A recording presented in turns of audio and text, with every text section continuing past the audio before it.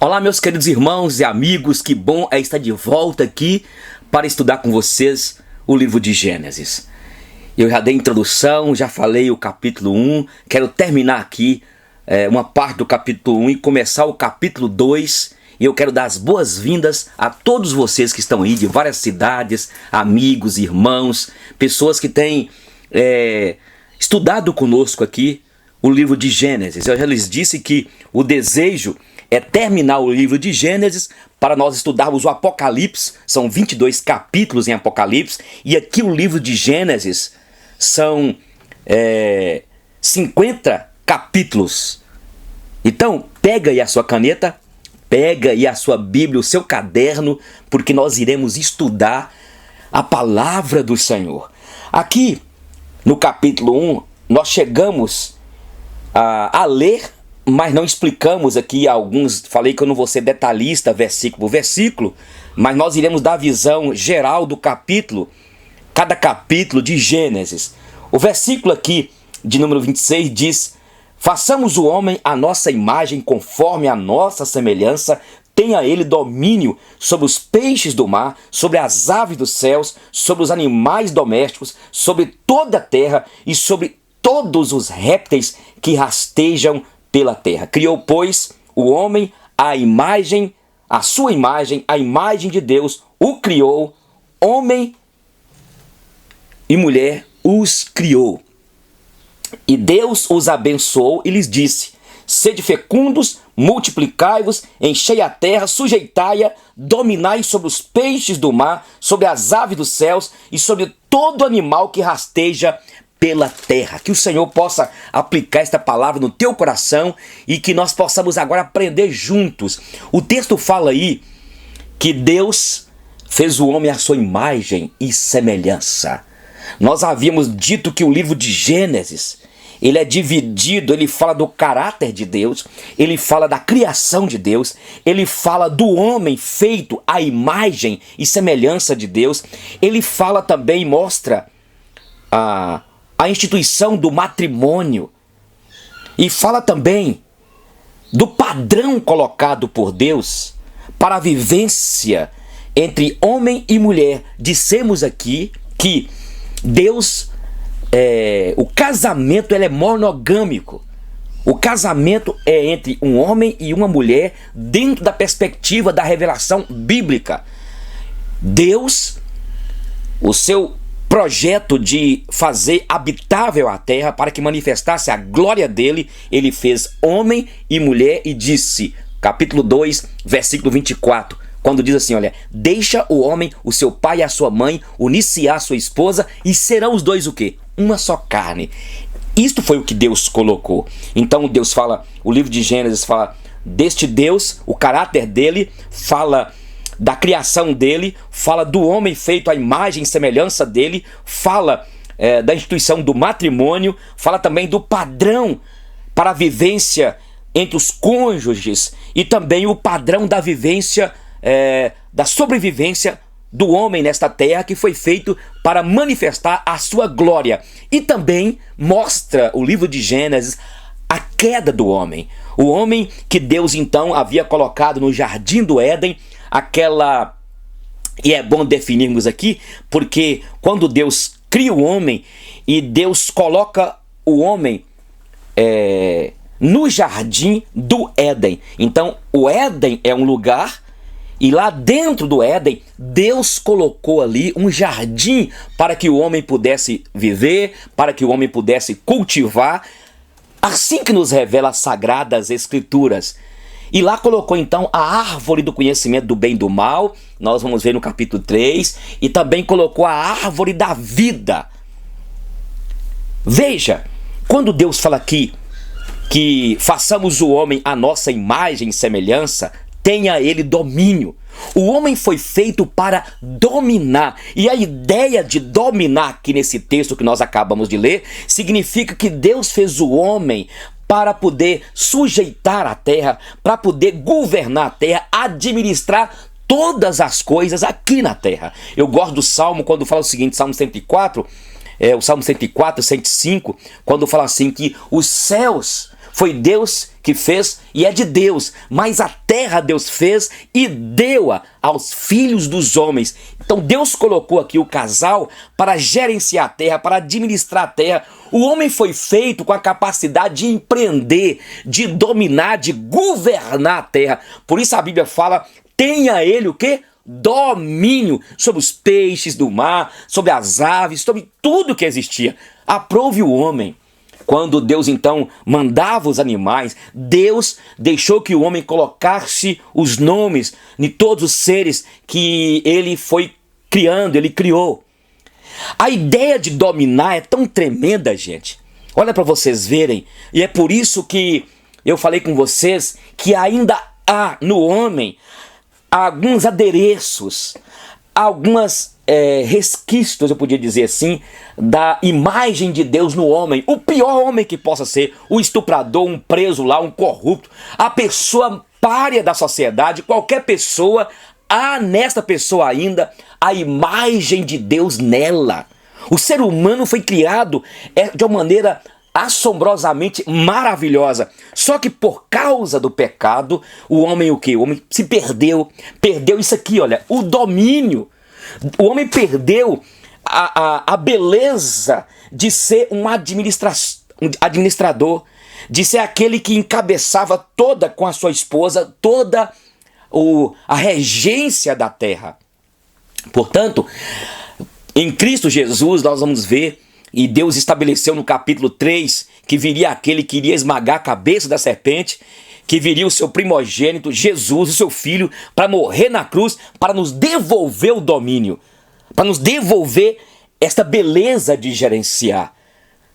Portanto, você que é casado, você aí com a sua esposa que trabalha, você tem a obrigação, você que é cristão, você que nasceu de novo, você tem obrigação de prosperar. Quando eu falo de prosperar, não estou falando da teologia da prosperidade. Eu estou falando que você tem a obrigação de gerenciar as finanças que Deus está te dando. Você tem a obrigação de agora pegar aquilo que Deus confiou a você e administrar para a glória de Deus. O homem recebeu domínio. O homem que foi chamado para dominar passou a ser o quê? Dominado. O homem hoje é dominado pela cana caiana, pela pinga, pela cachaça. O homem hoje é dominado pela maconha. Deus deu ao homem o poder de gerenciar a terra, plantar semente. Deus deu ao homem tudo, mas o homem agora passou a ser dominado. Ele é dominado pela cocaína. Tudo aquilo que é tirado da terra, a heroína, tudo aquilo que é tirado dessa terra que Deus fez para o homem. O homem agora passou a ser dominado. Entende? Como que neste momento, no meio dessa pandemia, nesta crise, tem homens se embebedando, se embriagando, a quantidade de pessoas viciadas em bebidas, viciadas em drogas variadas. Ora, o fumo, por exemplo, domina o homem, o vício do cigarro. Por isso, quando a pessoa se entrega a Cristo pela graça dele e se torna nova criatura, ele passa a ter domínio. Ele pode dizer não ao cigarro, não à bebida, não. Por quê? Porque Deus está devolvendo para ele o domínio. Tá bom? Tinha de falar sobre isso para vocês aqui, e agora eu quero colocar aqui, quando Deus diz no versículo 31, viu Deus tudo quanto fizera, e eis que era muito bom, houve tarde e manhã, no sexto dia. Interessante aqui, o versículo agora 1 do capítulo 2. Assim, pois, foram acabados os céus e a terra, e todo o seu exército. Falamos que a Bíblia fala do Deus que criou tudo. As estrelas, a lua, o sol, todo o firmamento foi Deus que fez. Lembrando a vocês que Moisés aqui, que tirou o povo do Egito, havia na mente do povo de Deus, do povo da aliança e daqueles que entraram entre o povo da aliança, toda a cosmogonia das superstições, do politeísmo, dos desvios que haviam na Babilônia, também no Egito. E agora Deus mostra isso aqui para poder revelar ao povo dele que ele é o único Deus e que todas aquelas divindades que as pessoas faziam de peixes, de animais, de aves, do próprio ser humano, do sol. Falei com vocês aqui quando Nimrod, no capítulo 11, Nimrod havia se intitulado Deus. A Babilônia foi a mãe de todas as religiões. Compartilhamos sobre Semíramis. Semíramis, que era mãe e ao mesmo tempo de esposa de Nimrod, um casamento apenas para aumentar a sua logística de poder, de admiração, de reverência. Nimrod foi morto pelo seu avô. Ele era Nimrod era bisneto de Noé. E aí quando ele morreu, a sua mãe fala que o espírito de Nimrod engravidou-a. E aí, ao engravidá-la, as pessoas tinham Nimrod como divindade. E foi introduzido então que Nimrod era o Deus Sol. E a mãe de Nimrod, a Semíramis, dizia que enquanto houvesse o sol nascendo no horizonte e novamente se pondo, enquanto existisse o sol, Nimrod estava vivo. Ela teve um filho. Diz que foi engravidada pelo espírito de Nimrod. E aí, através do nascimento daquele menino, que depois foi morto por uma fera, por um javali, e diz eles, a cultura, a lenda, que Semíramis, então, ela chama todos as sacerdotisas, os homens, para orarem, para poder jejuarem, aquelas sacerdotisas, para que, novamente, o seu filho ressuscitasse. E segundo a tradição lendária, ele ressuscitou. Semíramis, então, é mostrada como uma imagem, na época, de uma mulher que tinha os peitos grandes, e aí com aquela criança que representava não aqueles peitos, sexualidade, mas que muitos seguiam aquela Semíramis. E esta Semíramis se tornou também famosa, e ela se tornou a rainha, a rainha dos céus, na Babilônia. Então estamos inseridos nisso aqui, eu tenho de repetir sempre, por isso que Deus sempre declara que Ele que fez, Ele faz os luminares, as estrelas, o firmamento, para mostrar que este Deus, o Yahvé, o Elohim, Ele é o Deus que tem o controle soberano. E é isto que o livro quer mostrar, para despotizar, para destronizar aquelas divindades que já existiam naquela época. E aqui agora inicia o capítulo 2, porque vem até o capítulo 4, a história do capítulo 1, e aqui diz o seguinte no versículo 2: E havendo Deus terminado no dia 7º a sua obra que fizera, descansou neste dia de toda a sua obra que tinha feito. Essa palavra é interessante aqui, este versículo, porque fala que Deus então no 7º dia descansa. Se você for ler os versículos antes, é interessante que nos versículos antes mostra, e disse Deus, e mostra, aqui por exemplo, quando fala assim, houve tarde e manhã no 6º dia. E aí é interessante que quando nós vamos estudando aqui, nós vimos que, e disse Deus ainda, Deus achou bom, estas declarações, quando chega aqui no capítulo então 2, versículo 1, diz que quando Deus terminou, não fala assim, e disse, Deus achou bom, ou e disse Deus, e assim, houve tarde e manhã, no 7º dia. Não fala isso. Nos outros dias tudo fala.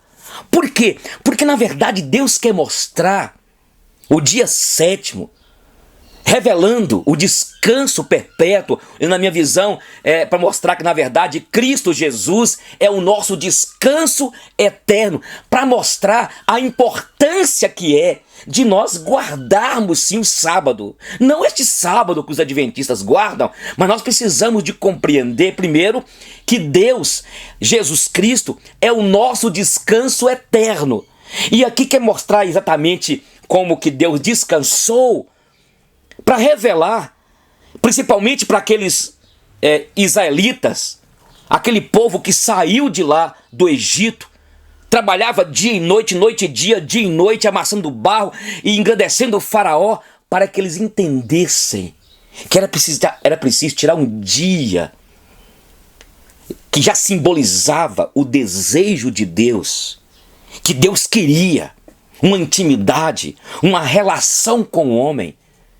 E aqui está falando do descanso, não apenas a um dia, também, mas o descanso perpétuo, o descanso que precisamos de entender que só Jesus, que só Deus poderia fazer descansar aquele povo sofrido, e só Deus pode nos fazer descansar nele.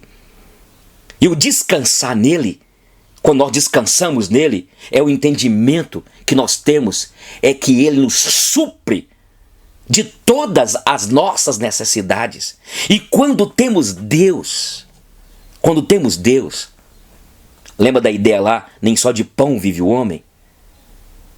Mas a palavra de Deus nos preenche totalmente. Dá para você entender o que eu quero dizer? É que Deus é esse descanso nosso. Ele quer nos ensinar isso. Precisamos ter um dia na semana? Precisamos.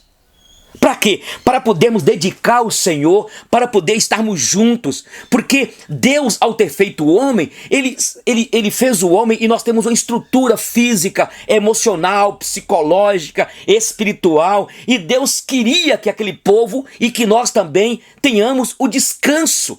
E que possamos descansar um dia na semana. E eu peco muito, confesso a vocês, claro. Poucos são aqueles que guardam um dia. E isso é para que nós entendamos que vai haver um dia, um descanso eterno, onde nós, como seres que continuaremos sendo finitos, viveremos dentro de uma eternidade de vivência, de adoração para a glória de Deus. Dá para você entender isso? Olha o que diz agora aqui para vocês verem. O versículo 3 fala assim, olha: e abençoou Deus o dia sétimo e o santificou, porque nele descansou de toda obra como o Criador fizera. Deus quer que nós descansemos na semana da obra. Ele descansou. Tudo isso nós temos de entender que ele fez para que o homem entendesse que ele quer uma intimidade com o homem. Ele quer que o homem tenha uma intimidade com ele. Que significa então que o homem agora, que Deus não ia trabalhar mais, Deus estava nos mostrando, gente. Olha para vocês verem, porque se nós formos ver bem, depois Deus trabalha aqui. Deus trabalhou e o nosso Deus continua trabalhando. A Bíblia fala que Deus trabalha para aqueles, né, que confiam nele, que esperam por ele. Deus trabalha. Deus não dorme, não tosqueneja, não dorme. O Deus de Israel. Entende? Mas o que quero colocar aqui é que Deus depois ele trabalha fazendo as roupas para Adão e para Eva quando eles pecam, quando eles caem. Significava então aqui que Deus descansou, não ia fazer mais nada? A ideia que Deus quer colocar aqui é a ideia que este Deus ele faz aquelas roupas para Adão e para Eva como expressão de generosidade, de amor, de cuidar daquele homem. Assim também somos nós. Quando nós guardamos um dia na semana, precisamos de ter aquele dia especial para poder fazer uma obra de generosidade para alguém, visitar alguém, orar por alguém, mas do trabalho para ganhar o dinheiro, Deus quer que esse dia nós descansemos para que através disso as pessoas vejam e que nós também possamos passar para os nossos filhos que haverá um dia em que tudo findará e onde Deus inaugurará uma nova realidade, onde nós estaremos para sempre com o Senhor e Ele será o nosso descanso eterno. Deu para você entender? Olha o que diz agora mais aqui para você ver.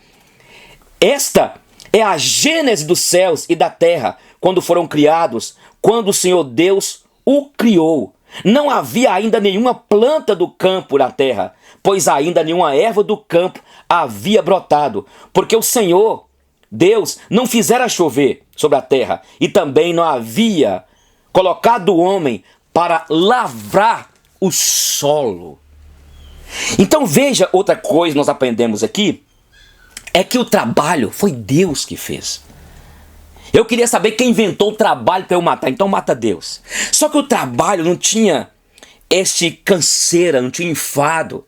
Deus aqui fala que Deus não havia chovido ainda porque não havia o homem ainda para lavrar a terra. O trabalho era algo espontâneo. É isso que o texto nos mostra. Aqui nos ensina que trabalhar, meus irmãos, é de Deus. O trabalho dignifica o homem. O trabalho é bênção. O trabalho, meu irmão, o trabalho, na verdade, te dá, faz do homem sentir realizado. O problema é que nós não entendemos quando falamos de trabalho. A gente fala sempre de quê? De foice, de enxada. Alguém pensa de levantar parede. Precisamos de entender que existe vários tipos de trabalho. O médico trabalha, o advogado trabalha, o professor trabalha, o pastor trabalha, eu estou trabalhando aqui. Cada um vai trabalhar e para trazer o seu pão para casa com o suor do rosto, e cada um dentro da sua realidade, dentro da sua vocação. O problema é quando a pessoa faz o trabalho de uma maneira indigna. Um médico, por exemplo, que recebe do governo, que recebe da prefeitura lá seus 15, 20 mil reais e atende os clientes ali, os pacientes, de uma maneira rápida, sem nem colocar ali, sem pelo menos tocar na pessoa e ver a situação que aquele paciente está ali. Isso é o quê? Isso é indigno. E isso depois ele está trazendo para a sua vida maldição. É igual o professor que faz o seu trabalho, a sua vocação de uma maneira relaxada. Claro, o trabalhador, o professor deveria ganhar melhor. Cada profissional, cada um deveria ganhar bem. Mas vivemos neste mundo em juízo. E o que Deus quer que entendamos é isso: que o trabalho se tornou pesado, se tornou cansativo, conforme Gênesis 3, porque o homem pecou. Mas o desejo de Deus para que o homem trabalhasse, que fosse algo espontâneo. Louve a Deus pelo trabalho que você tem. Pare de reclamar da sua empresa.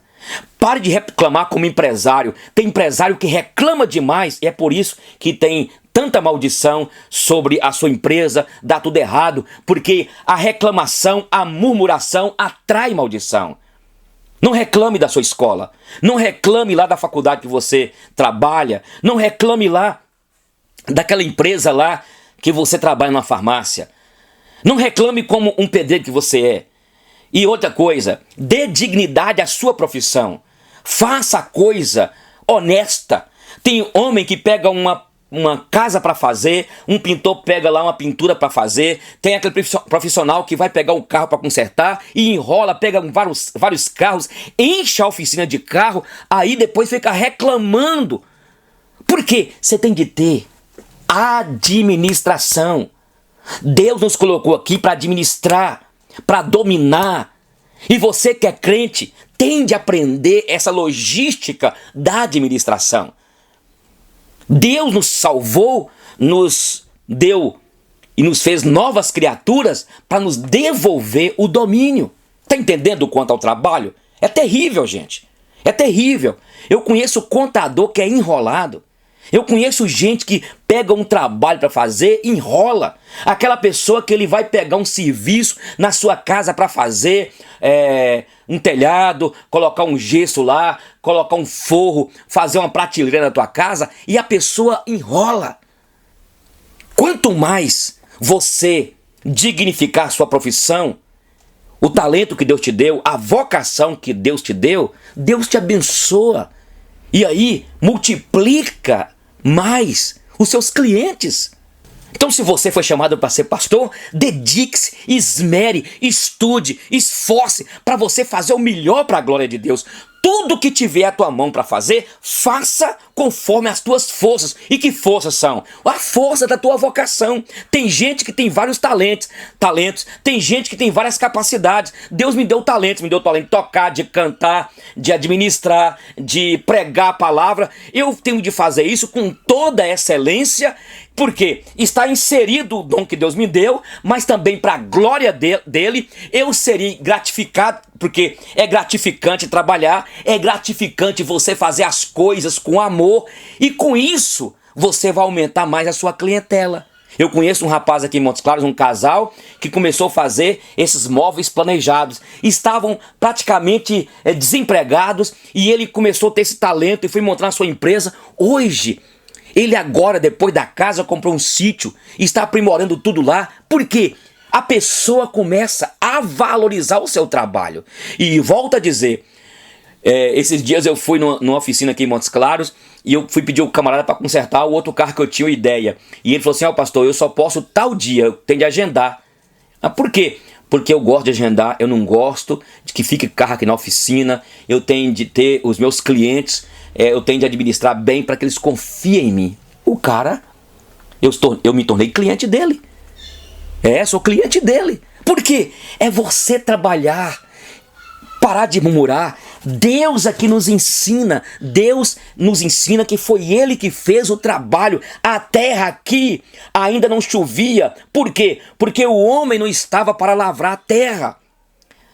Entende? Olha o que a Bíblia diz aqui. Não havia ainda nenhuma planta do campo na terra, pois ainda nenhuma erva do campo havia brotado. Por quê? Porque o Senhor Deus não fizera chover sobre a terra. E também não havia o homem para lavrar a terra. Trabalho é bênção de Deus. Mas tem outra coisa aqui. A Bíblia fala que Deus santificou o sétimo dia. Eu queria falar sobre isso aqui. Porque nele descansou de toda obra. Então veja bem. Aqui quer mostrar que Deus quer que nós tenhamos uma vida de santificação. Nós aprendemos aqui. O desejo de Deus é que eu e você, povo da aliança, santifiquemos um dia para Ele e que santifiquemos também as nossas próprias vidas. Eu gosto daquele texto de Filipenses 1,6, quando diz o seguinte: estou plenamente certo que aquele que começou uma boa obra em vós há de completá-la até o dia do Senhor. Ele começou a obra e Ele terminou a obra, que foi criar todas as coisas. Descansa o sétimo dia para que nós santifiquemos esse dia, mas mostra que a obra de Deus continua. Deus não parou, como eu lhes disse. Ele continua santificando-nos. Ele continua realizando uma obra na minha vida e na sua vida. Por isso, você tem de entender que o seu marido está sendo trabalhado por Deus. Deus está fazendo uma obra na vida dele. Deus está fazendo uma obra na vida da sua esposa, do seu filho. A obra de Deus, ela vai acontecendo. E aí até que atinjamos a maturidade cristã. Esse Deus está trabalhando. Estou plenamente certo que aquele que começou boa obra em ti há de completá-la até o dia do Senhor. É Deus que vai completar esta obra na tua vida. Tenha paciência com teu filho. Tenha paciência com teu marido. Tenha paciência, pastor, com aquele jovem do louvor. Muitas vezes, os teólogos hoje, porque conhecem teologia, vê um erro teológico num pregador, num seminarista, já exclui a pessoa. Ora, quantas besteiras, quantas heresias, e dentro da igreja presbiteriana, que eu já falei, contradizendo o que a minha igreja crê. E aí depois o que aconteceu? Eu fui amadurecendo, eu fui chamado a atenção com carinho, eu fui aprendendo. É assim. Entende? A obra de Deus, quem Deus chama, é Ele que chama. Tem pastores chamando a si mesmo, né? É Deus que chama. E quando Deus chama, quando Deus escolhe alguém, é Ele que faz alguém. É Ele que molda alguém. Eu estou com 56 anos. Eu tive o chamado quando eu tinha 22 anos de idade. Há 34 anos. E fui evangelista, e fui imaturo, e fui um pouco arminiano na época. Tudo imaturidade. Mas aí você tem de você o desejo de querer crescer, de querer servir a Deus, de querer cada vez mais fazer para a glória de Deus. A minha oração sempre foi: eu quero andar na luz da tua presença, em santidade diante de ti. E aí Deus vai usando as pessoas para poder te ir moldando. Então tenha paciência com aquele seminarista, com aquele jovem do louvor. Tenha paciência. Você não nasceu hoje, você nasceu há muito tempo. E tudo é Quando você pega uma criança, eu tô com o netinho em casa aqui, o Luca, e é tudo agora leite. É na verdade aquele leite no início, não é? Aí depois vai vir a papinha. Assim também é um novo convertido. Talvez você que tem um chamado do Senhor, Deus ainda vai te moldar muito. Porque a obra dele continua. Deu para você entender? Vamos continuar aqui, olha o que diz agora. O versículo que diz, versículo 7. Então formou o Senhor Deus ao homem do pó da terra e lhe soprou nas narinas o fôlego de vida e o homem passou a ser alma vivente. Falamos sobre isso. E plantou o Senhor Deus um jardim no Éden, na direção do Oriente, e pôs nele o homem que havia formado. Do solo fez o Senhor Deus brotar toda sorte de árvores agradáveis à vista e boas para o alimento, e também a árvore da vida no meio do jardim, e a árvore do conhecimento do bem e do mal. Deus fez aqui. E agora nós vamos ver a aliança quando Deus fala com o homem. Ele colocou o homem no Éden e fez um jardim e colocou no Éden. E lá colocou a árvore da vida. E colocou também a árvore do conhecimento do bem e do mal. E Deus havia dado ao homem o livre-arbítrio. Lembra que nós falamos aqui que Deus fez o homem à sua imagem e semelhança? A ideia de Imago-Dei. Deus colocou no homem os atributos comunicáveis. O homem foi feito um ser racional, inteligente, capaz de tomar decisões, de fazer escolhas. Um ser com senso estético, com senso religioso, com senso moral. E aí quando Deus fez este homem, Deus deixou ele arbitrar, mas disse, nós vamos ver daqui a pouco.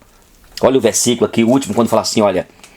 E o Senhor, versículo 16, Deus lhe deu esta ordem: de toda árvore do jardim comerás livremente, mas da árvore do conhecimento do bem e do mal não comerás, porque do dia em que dela comeres, certamente morrerás. Deus deu ao homem o livre-arbítrio, mas ele arbitrou para o mal.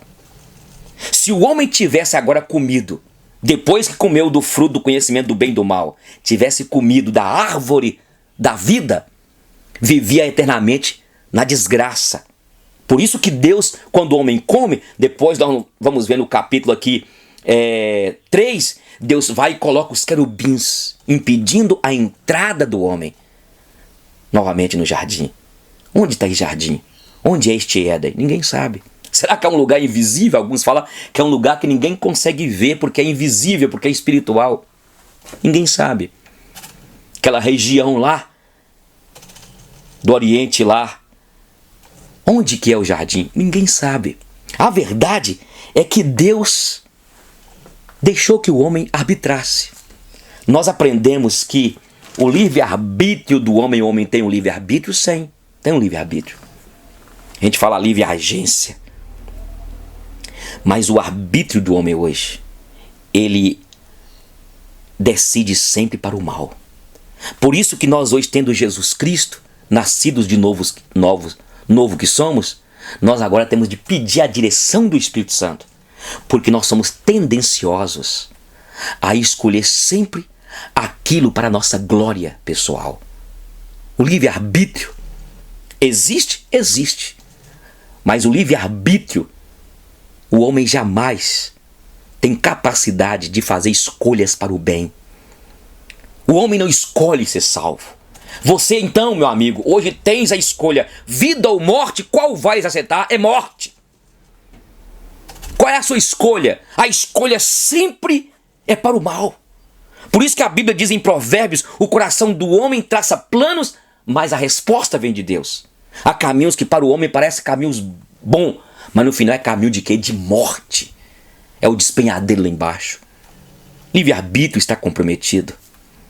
Você decide, e é por isso que nós como crentes, você que é cristão, que nasceu de novo, temos de orar ao Senhor. O Senhor nos deixou as armas para os embates do dia a dia.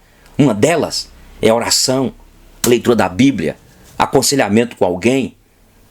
Porque essas armas que precisamos de continuamente viver nessa milícia, nessa batalha espiritual, Elas não são carnais.